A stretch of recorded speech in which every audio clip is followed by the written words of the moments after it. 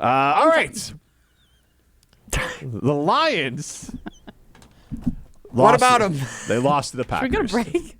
The Bears lost to the Vikings.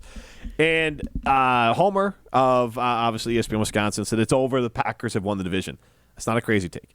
And let's just work off of that. Crazy. I mean, if you're going to make a bold statement, that's the most bold. Like, that's the one you feel the most comfortable with. If you had to make a bold statement about the NFC North. Division's over. I don't know if it actually is, because, again, you're assuming health. There's a lot of things going on throughout the entire year. And Wilde kind of added that a lot of the games for the NFC North will be backloaded. So by that point, the Bears and the Vikings and the Lions could have ironed out what they're trying to iron out. Because the Packers kept their defensive coordinator, kept their offensive coordinator, obviously kept their head coach, and kept their quarterback.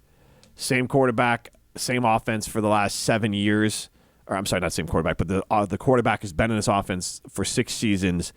Same coach for a long time, defensive coordinator, now second year in it, and then you add Micah Parsons. So great for the Packers to get off to a hot start and beat the snot out of the Lions. The Lions didn't look like a Dan Campbell coach team. They looked flat, and this is taking nothing away from the Packers' performance. The Packers came out with that warm pea that Matt LaFleur likes, and they were ready to go. And they were ready to go on offense and in defense. The Lions got better on the Lions met the challenge in the second half defensively, and Jordan Love didn't look bad, but he looked like Jordan Love in the second half. Ups and downs, good throws, not so good throws. There's times in the game. I mean, the first couple drives, he missed some easy throws. He missed Tucker Kraft on a touchdown throw, but he made the throws he had to make, and the offensive line gave him a clean pocket. So all of those things worked out fantastic for the Packers. And I would say their game against the Lions, A+ all across the board in the first half, A+ for the defense throughout the game, offense second half a B. Lions got some things to work on. We don't know how are the Lions bad or are the Packers that good. The Bears-Vikings, well, Flores is a great defensive coordinator. Yep. We know that. Mm-hmm. But both those two teams, new head coach for the Bears, new offensive system, all new coaching staff, and for the Vikings, brand new quarterback. So those are teams we just have questions about. So the Packers are already in the driver's seat because they don't have any questions. They rolled back everything from last year, and then they added Micah Parsons. So they're in the driver's seat. They should feel like they got a very good chance. Playing the Lions and the Bears and the Vikings later in the year allows those teams to get their feet under them. And very much, I'll go to this. This is what I'm holding on to as a Bears fan, but probably a Vikings fan too. The Jordan Love first season as a starter, his 4th year in the league, was very up and down. Caleb is in a brand new system with a brand new coach and his only 2nd year in the league. And then you have J.J. McCarthy sat out a year, 2nd year in the league, and it's not a brand new system to him, but he didn't play last year. So both those guys, I think both those teams could have a up and down run that ends with them somewhere between 7 and 10 wins. The Packers are the most stable team, and that's an advantage for them. Do you think 7 to 10 wins helps them catch up to where the Packers are by the end of the year? So if you remember my breakdown, I have the Packers off to a very hot start. It's the last run of when they have a really tough gauntlet of at Chicago. 4. They have the Ravens, at Denver's in there somewhere too, and I think at Minnesota. They finish at Minnesota. Yeah. Almost all of 5 of their 6 divisional games are Thanksgiving and on. Yeah, and so and a lot of those are road, and you got Denver mixed in there. So I think they're going to have a tough finish to the year because it's a grind.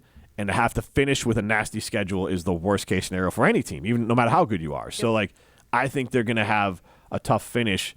So I think it's really a matter of how much of a cushion can they build between now and that tough finish of the year.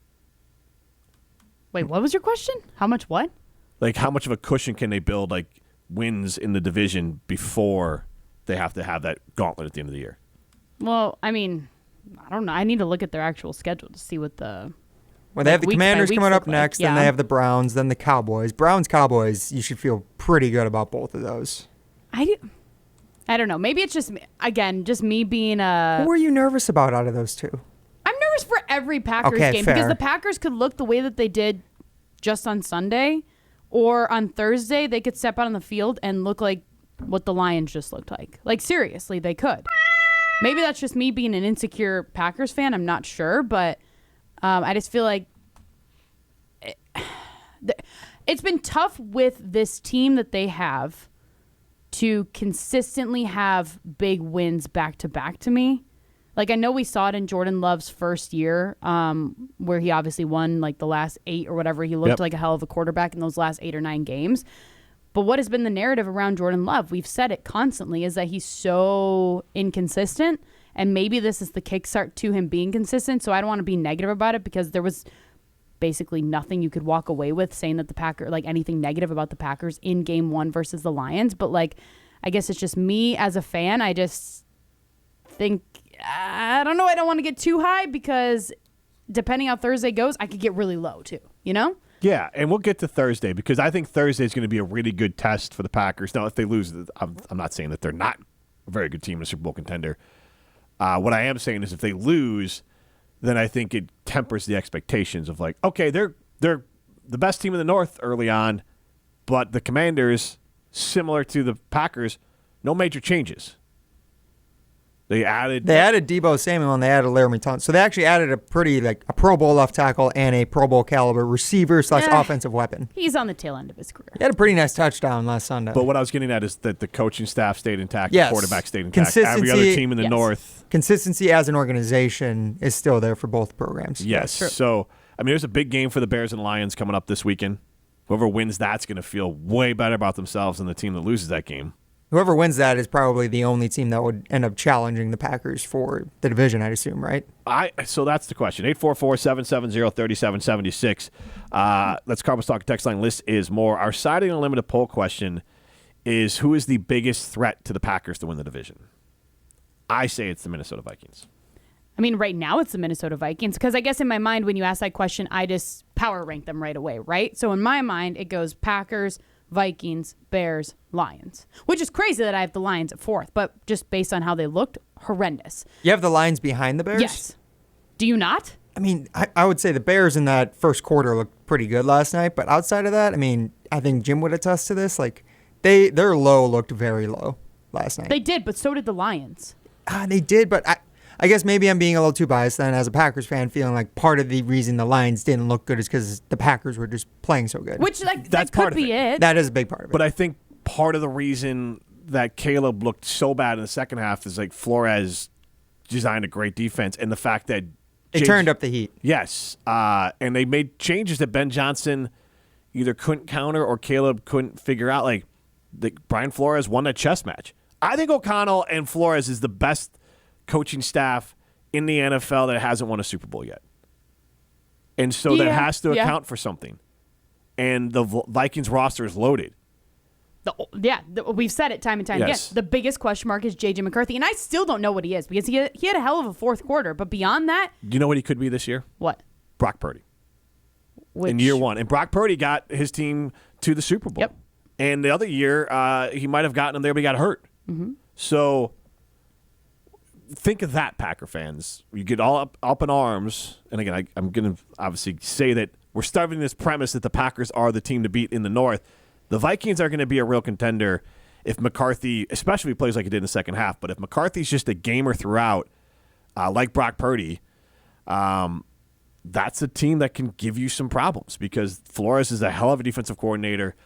They're very talented, and McCarthy, as a gamer, is a guy that can cause some problems in year 1, and he still has room to grow. But they can run the football. They got 2 capable running backs. Obviously, it's not as good as Jacobs, but 2 with Jones and Morgan.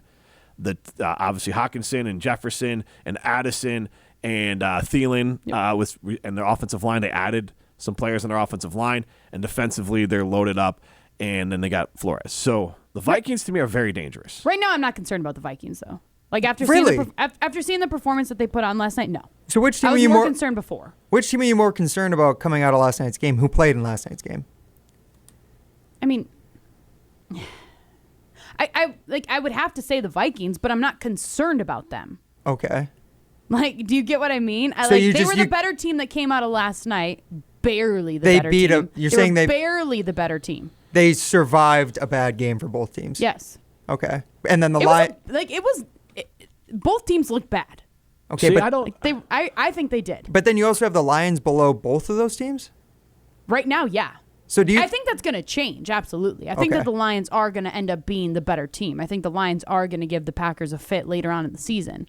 But they have a lot of kinks to work out. As Jim was saying, they have arguably the biggest change out of their organization by losing both their coordinators and multiple players from their team. They were starting 3 new starters on the offensive line. Not guys who was their first time starting, but at 3 different positions, they had a new starter at those positions. Mm-hmm. Also, one thing I noted, this was from Lions beat reporter for The Athletic, Colton Pouncey. He mentioned the fact that they actually only started 3 quote-unquote true edge rushers in the game because of the amount of guys who they had injured and who they lost in the offseason. So they only had Aiden Hutchinson and then 2 other guys. And Aiden Hutchinson, he didn't do anything, but also he's coming off of a terrible Exactly. leg injury. And if you got nobody else, you're going to get double teamed Right. regularly. Yep. And so the Lions, again, they have to, their offensive line, those shuffling there hurts. I would say, I think the Vikings defensively, and I'm not giving Caleb or anything a pass, I thought the Vikings defensively in the second half played really well. Like when they made those adjustments, they sucked the life out of the Bears offense that at least looked capable for a little bit. In that quarter, do you think the Vikings looked as good as the Packers did in the first half against the Lions? Packers defense? The Packers just as a team. Because, I mean, In the Packers fourth quarter, offense in the first fourth half. quarter, yes, that Vikings fourth quarter was as good as the Packers for the course of a game. Well, the Packers had a great first half, and then The third quarter, they really took a lull. Fourth quarter, they kind of did the stranglehold. And yeah, they just Micah kind of bled turned it out, up. which Yeah. I don't fault them for. Yeah. So it's kind of a reverse. Again, if I'm overreacting, I think the 2 teams 1-0 are the 2 teams to beat in the North. The Packers at the top, but 8-4.